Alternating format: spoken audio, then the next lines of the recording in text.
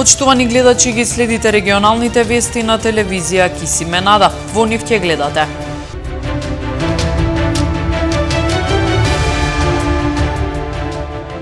Заменик министерот за образование Арафат Шабани вчера посети неколку училишта во Гостивар.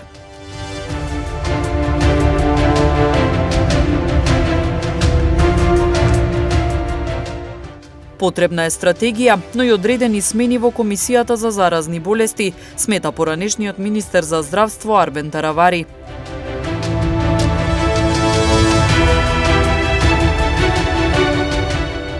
Граѓаните да бидат особено внимателни со грејните тела, за да не дојде до несакани последици од појава на пожари.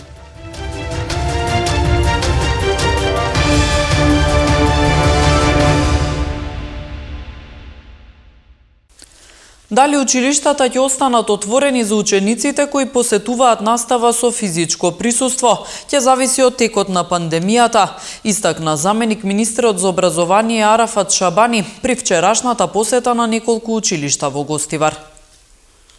Во училиштата низ земјава, каде има настава со физичко присуство, се следат протоколите за заштита од коронавирус. За сега состојбата е стабилна и нема потреба од промени во организирањето на работата, сметаат надлежните. Дали училиштата ќе останат отворени за учениците и тие ќе продолжат со учење во клупите, ќе зависи од текот на пандемијата, истакна заменик министерот за образование Арафат Шабани при вчерашната посета на неколку училишта во Гостивар. Ако состојбите се влошат, целосно ќе се премине на настава од далечина, рече тој. Тоа не зависи од нас, зависи од епидемиолошката ситуација во државата и од комисијата, владината комисија, што ја разгледува, ја посматра целата ситуација и очекувам да се подобри ситуацијата на ниво на држава.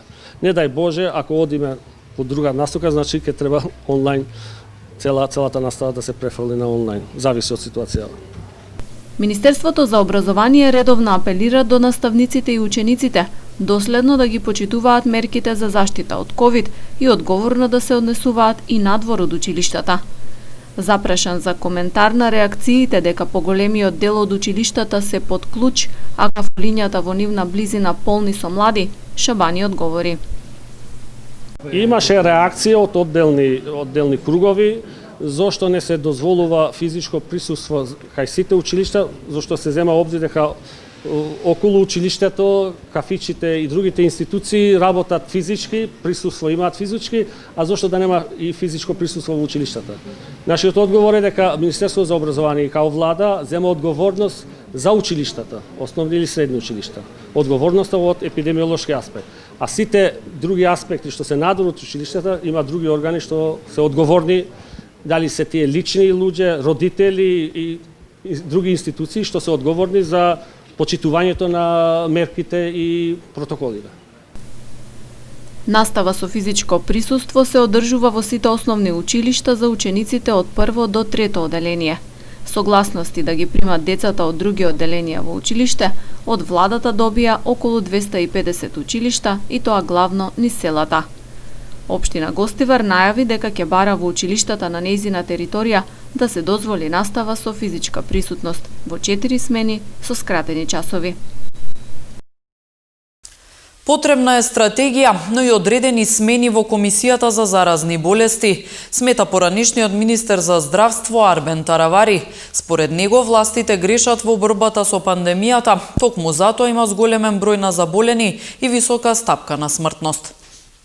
По објективни индикатори за успешност на менаџирање на кризата со ковид сме, да речам, најлошата држава во регионот и меѓу 20 најлоши држави во светот. Што да речам друго освен тоа?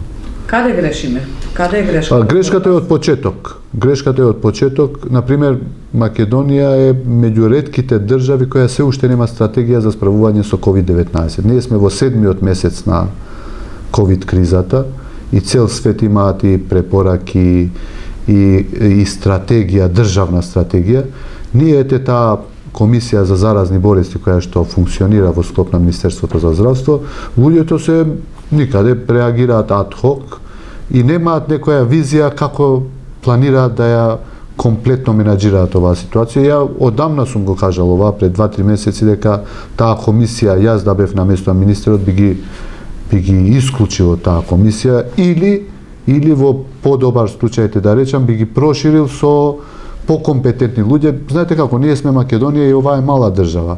Ние меѓу лекарите се знаеме кои се добри епидемиолози, вирулози, микробиолози, инфектолози, за да направиме таква добра комисија, дури да ставиме да речеме дека е мултидисциплинарни проблемот, не е само медицински, туку да вклучиме и други експерти по екологија и по други работи, за да функционира како што треба оваа комисија. Целиот разговор со господинот Таравари ќе го погледнете на крајот од вестите. Општата болница во Гостивар повторно работи со нормално темпо. Системот Мој термин е пуштен во употреба. Моментално нема корона позитивни, ниту изолирани меѓу медицинскиот персонал. Откако Гостивар излезе од црвената зона на коронавирус, нормализирано е функционирањето на општата болница, која е најголема здравствена установа на Гостиварското подречје. Системот Мој термин повторно е пуштен во употреба. Пациентите кои имаат здравствени проблеми или хронични болести може да закажуваат прегледи и интервенции. Исклучок е инфективното одделение каде се лекуваат само заболени од ковид. Моментално нема корона позитивни, ниту изолирани меѓу медицинскиот персонал. Болницата си работи во нормални околности сега, како што работело и пред пандемијата. Работиме и со системот Мој термин, со исклучок на инфективното одделение, која ги прифаќа пациентите само кои се третираат против вирусот корона. Иначе другите специјалности работат нормално, амбулантите, сите се во нормална функција, како што вработените се вратени на нивните работни места, изолирани, тоест или се останати во домашна изолација, така наречена, само служители во болницата кои имаат усложнување на нивните хронични заболувања. Зголемената внимателност и засилените мерки за заштита од коронавирусот во болницата остануваат да се применуваат во секојдневната пракса. Влегувањето во објектот е преку еден влез каде задолжително се врши мерење на телесната температура и дезинфекција на рацете. Ова се однесува и на персоналот и на пациентите. Носењето заштитни маски исто така е задолжително за сите што влегуваат внатре. Подигнато е нивото на хигиена и почесто се спроведува проветрување и дезинфекција на просториите. Во следниот период работата на Гостиварската болница ќе се организира зависно од тековите на пандемијата во регионот. Она што е известно е дека наскоро ќе биде пуштено во употреба новото хируршко одделение, кое е најавено како оддел со најдобри услови и најсовремена опрема во земјава. Од територијалната противпожарна единица Тетово со навремен апел до граѓаните со почетокот на грејната сезона да бидат особено внимателни со грејните тела, за да не дојде до несакани последици од појава на пожари. На самиот почеток на грејната сезона од територијалната противпожарна единица Тетово апелираат до сите граѓани да бидат особено внимателни во престојниот период, за да се спречи евентуалната појава на пожари и несакани последици. Често заборавањето на грејните тела или несоодветните апарати и суровини за грејење доведуваат до појава и ширење на пожар. Нашите граѓани да бидат многу внимателни, биејќи рековме дека користат огревното дрво за грејење во грејната сезона, значи да не користат остатоци или од и често гледаме и приметуваме ние како професионалци, пожарникари, дека нашите граѓани користат и остатоци од мебел, значи со тоа значи нашите граѓани ги донесуваат во опасност и нивните семејства, па чак и се знае дека и го загадуваат и природата. Од територијалната противпожарна единица Тетово велат дека се подготвени за справување со сите предизвици на годинешната грејна сезона. Ние како противпожарна единица Тетово сме спремни, значи и со људство, и со опрема, и со ПП возилата што ги поседуваме, значи само нашите граѓани за да бидат заштитени и осигурени од некој пожар, да не се појави некој пожар, значи сме спремни да идеме да интервенираме навреме, да го локализираме тој било кај да е тој пожар. што ќе се појави. Грејната сезона е започната од 15 октомври. Председателот на владата Зоран Заев денес се обрати на граѓаните по повод светскиот ден на борбата против сиромаштијата. Сиромаштијата е една од најтешките состојби за било кое општество. Вие, граѓаните, најдобро знаете дека не само зборот, туку и делата за искоренување на сиромаштијата се нашиот секојдневен мотив. И не само на светскиот ден на борбата против сиромаштијата, туку секој ден. И не само заради социјалдемократските вредности, туку заради човечноста. Делата во изминатите години ги насочивме кон подигнување на животниот стандард и намалување на трошоците за граѓаните, а со тоа и намалување на стапката на сиромаштијата. Минималната плата ја зголемивме на 14.500 денари, односно дури за 5.500 денари. Повеќе од минимумот кој што дотогаш го примаа текстилците, кожарците, чевларите за својот тежок труд. Социјалната реформа направи пресврт во начинот на кој државата се грижи за социјално ранливите и го подобри животот на околу 300.000 граѓани. Социјалната помош се зголеми и до 300%. За 3 пати е зголемен опфатот на деца кои добиваат детски и образовен додаток. Денес над 22.000 дечиња ги користат детските мерки, со што ги извлекуваме од синџирот на детската сиромаштија. Бигорскиот манастир утре ќе одржи прославата на големиот јубилеј, 1000 години од основањето на манастирот. Одбележувањето ќе се реализира со строго запазување на предвидениот протокол за заштита од ширење на коронавирусот. Прославата на 1000 годишнината од основањето на свештената Бигорска обител ќе се одвива со строго запазување на предвидениот протокол за заштита, стои во соопштението на манастирот. Оттаму додаваат дека програмата на 18 октомври недела, вклучително и светата богослужба, ќе се одвива на отворено во дворот на манастирот. На неколку места ќе има пунктови за дезинфекција, а носењето на маски и одржувањето на потребното растојание се задолжителни. За доследно запазување на споменатите мерки ќе биде ангажирана професионална екипа на редари, кои што ќе се грижат за бројката на посетители да не го надмине дозволениот капацитет.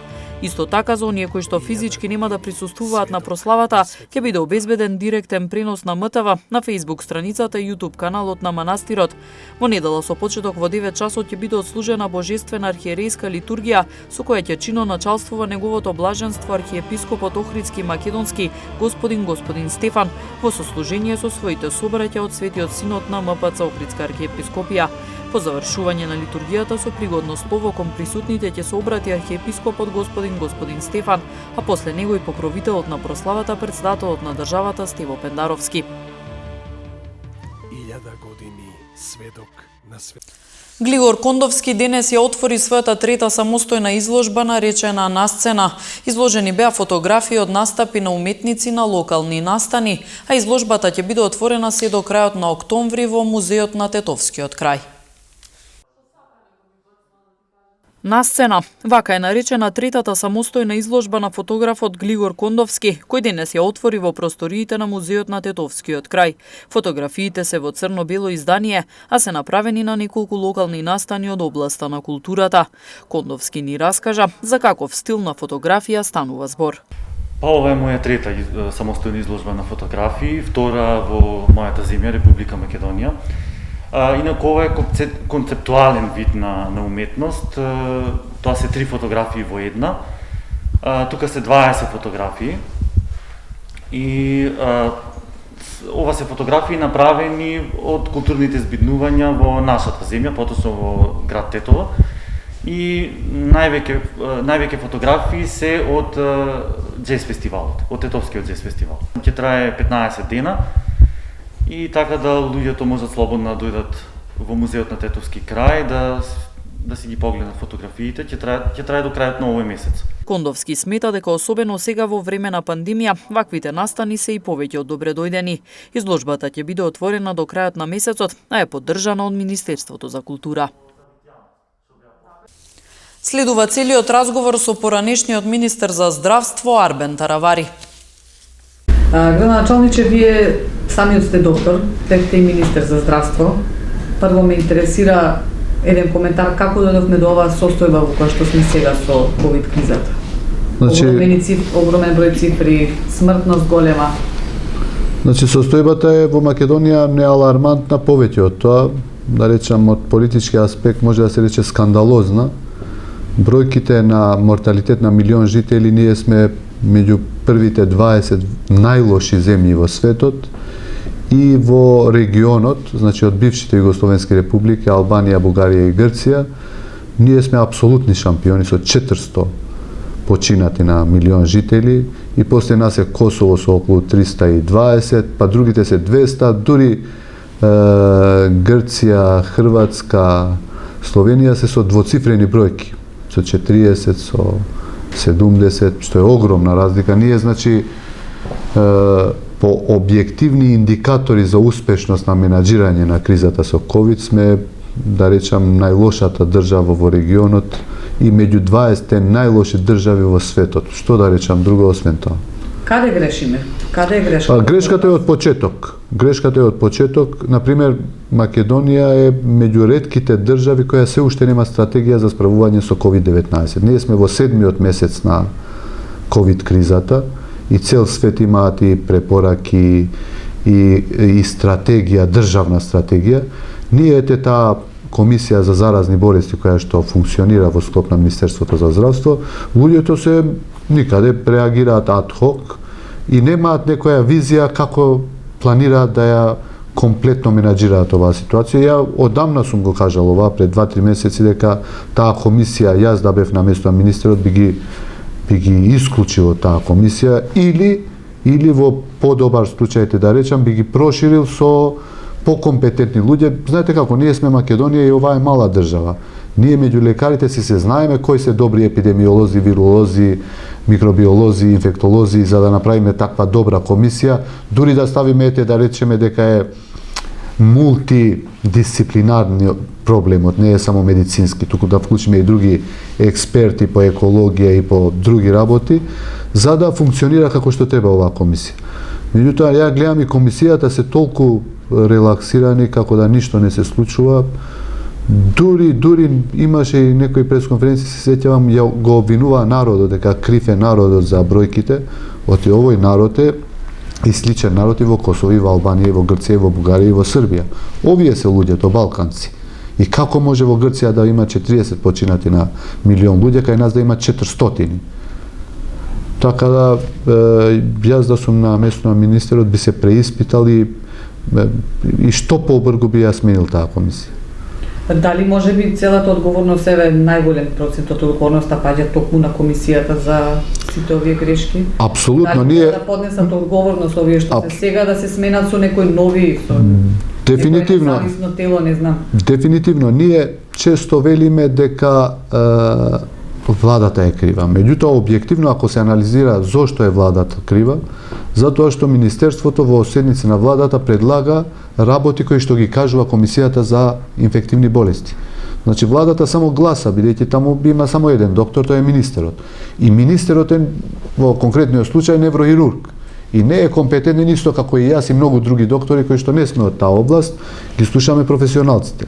Комисијата за заразни болести, ја мислам дека подитно, не сега, уште одамна требаше да дадат оставка и да се тргнат поради морални причини. А ние, ви велам, во Македонија е мала држава, ги знаеме кои се професионалците и министерот би го повикал да по законот за здравствена заштита постои Национален совет за здравство, која што треба да се конституира во вакви ситуации кога има некаква сериозна здравствена состојба во државата, а која би била таа сериозна здравствена состојба ако не е оваа со COVID-19, која што е пандемија и проблем во целиот свет. Еве со овој начин на справување со борбата, не знаеме колку е добар или не, како понатака? Кои се вашите прогнози доколку нешто не се промени?